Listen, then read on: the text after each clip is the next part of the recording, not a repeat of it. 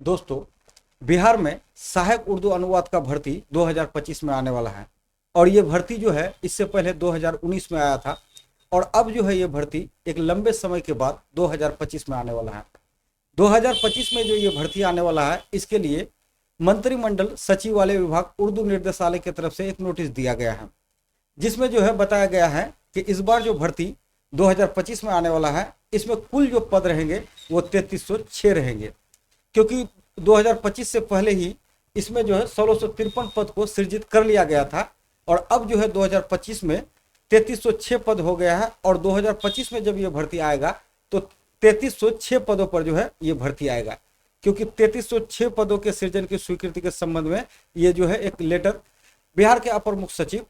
जो शिक्षा विभाग के हैं डॉक्टर एस सिद्धार्थ को लिखा गया है। अब हम बात करेंगे कि आखिर इसमें कौन लोग भाग ले पाएंगे और इसमें शैक्षणिक योग्यता क्या रखा जाएगा। तो इसके लिए हम सबसे पहले 2019 का नोटिफिकेशन को देखते हैं। तो ये जो है 2019 का नोटिफिकेशन है, जो कि 5/11/2019 को ये भर्ती निकाली गई थी और 30/11/2019 तक जो है अप्लाई का आखिरी डेट रखा गया था।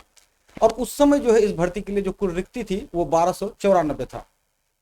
और शैक्षणिक योग्यता जो रखा गया था उस समय ये बताया गया था कि किसी मान्यता प्राप्त बोर्ड विश्वविद्यालय से उर्दू विषय में कम से कम 100 अंकों के साथ इंटर होना चाहिए। मतलब ये कि आपका इंटर में 100 नंबर का जो है कम से कम 100 मार्क्स का जो है इंटर में आपको उर्दू होना चाहिए।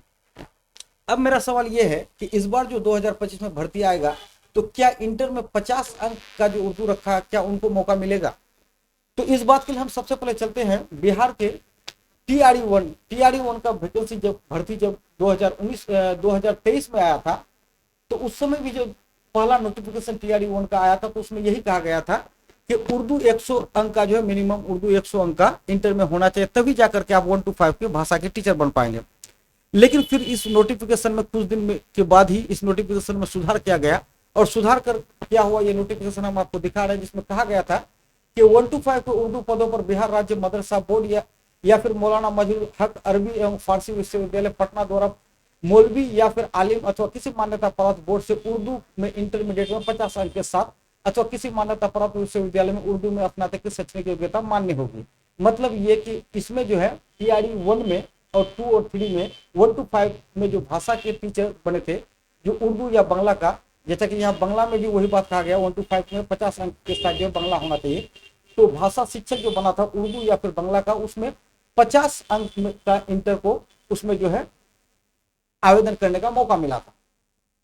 तो जब उसमें आवेदन करने का मौका मिला है तो हो सकता है 2025 में सहायक उर्दू अनुवादक का ये जो भर्ती आ रहा है इसमें भी 50 अंक वाले जो उर्दू वाले हैं उसको मौका मिल सकता है। ये तो हुई एक बात। दूसरी बात, अगर ग्रेजुएशन वाले को भी इसमें अगर मौका दिया जाएगा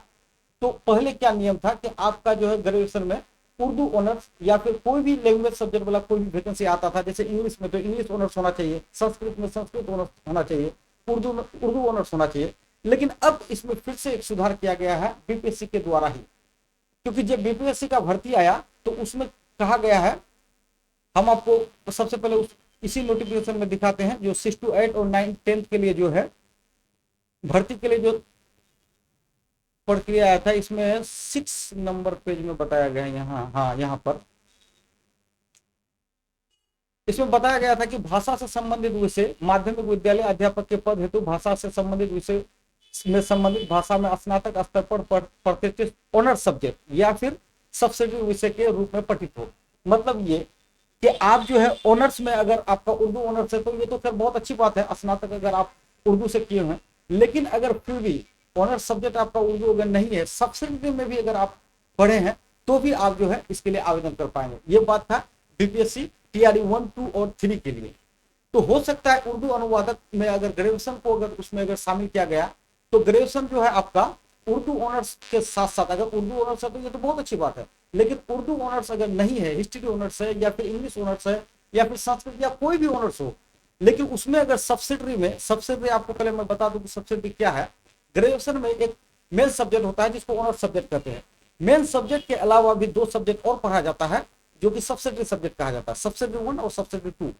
तो उन 2 सब्सिडियों में से कोई एक भी सब्सिडी, चाहे सब्सिडी 1 हो या फिर सब्सिडी 2, दोनों में से कोई भी एक सब्सिडी अगर आप उर्दू अगर है तो फिर आप जो है इसके लिए आवेदन कर सकते हैं। तो हो सकता है क्योंकि बीपीएससी 1 और 2 और 3 में मौका दिया गया है, तो हो सकता है जो 2025 में सहायक उर्दू अनुवाद के लिए जो ये भर्ती आने वाला है, और इसमें अगर ग्रेजुएशन वाले को अगर मौका मिल गया तो फिर सब्सिडी में जो अगर उर्दू लेके पढ़ा है तो उसको मौका मिल जाएगा। ये तो खैर 2023-24 की बात है। अब अभी का हम बिल्कुल एक करंट जो है आपको खबर दे रहे हैं। इसमें जो है एक वैकेंसी अभी आया था, बिहार एसएससी कर्मचारी चयन आयोग के द्वारा एक भर्ती आया था बीएसएचओ का, जो कि था प्रखंड सांख्यिकी पदाधिकारी का जो भर्ती आया था। इसमें भी यही बात कहा गया था कि शैक्षणिक योग्यता इसमें यह रखा गया था कि मान्यता प्राप्त विश्वविद्यालय से अर्थशास्त्र, गणित या सांख्यिकी 3 तरह के सब्जेक्ट पढ़ने वाले के लिए यह वैकेंसी था। इसमें बताया गया था कि इस भर्ती में जो है अर्थशास्त्र, गणित, सांख्यिकी में से किसी एक विषय से स्नातक किए हों, और साथ में यह बताया गया था कि पास कोर्स के रूप में उक्त विषय से स्नातक की डिग्री या फिर पूरक विषय में सब्सिडी के साथ भी अगर स्नातक की डिग्री प्राप्त अभ्यर्थी भी उक्त पद हेतु योग्य होंगे। मतलब ये कि अगर आप अर्थशास्त्र, गणित और सांख्यिकी अगर ऑनर्स सब्जेक्ट में रखे हैं तो ये तो बहुत अच्छी बात है, लेकिन अगर आपका ऑनर्स कुछ भी है लेकिन अर्थशास्त्र, गणित या फिर सांख्यिकी सब्सिडी 2 सब्सिडी में से कोई एक अगर है तो इस भर्ती के लिए आप जो है योग्य होंगे, ऐसा इस भर्ती में कहा गया था। और ये भर्ती बिल्कुल करंट भर्ती है, बिल्कुल न्यू भर्ती है, क्योंकि ये जो है भर्ती 1 अप्रैल 2025 को आया था और इसका लास्ट डेट 19 अप्रैल 2025 था। तो ये बिल्कुल जो है बिल्कुल करंट मतलब जो है ये भर्ती है जिसमें ये बातें कहा गया है। तो ये भर्ती और बीपीएससी टीआरई 1, 2, 3 की भर्ती की को अगर हम मिला के अगर देखें तो इससे ये पता चलता है कि अब जो है बिहार में सब्सिडी में भाषा सब्जेक्ट को रखने वाले जो है ग्रेजुएशन में जो भी भाषा सब्जेक्ट को रखा गया है तो उनको भी मान्यता ऑनर्स सब्जेक्ट की तरह दिया जा रहा है। बस इस वीडियो में हमको इतना ही कहना था। अब जैसे ही ये भर्ती आएगा, इसका फाइनल नोटिफिकेशन आएगा, तब फिर ये जाकर के ये पता चलेगा कि आखिर इसमें किसको शामिल किया गया है। तो चलिए इस वीडियो में इतना ही, मिलते हैं फिर किसी दूसरे वीडियो में, तब तक के लिए टेक केयर, बाय बाय।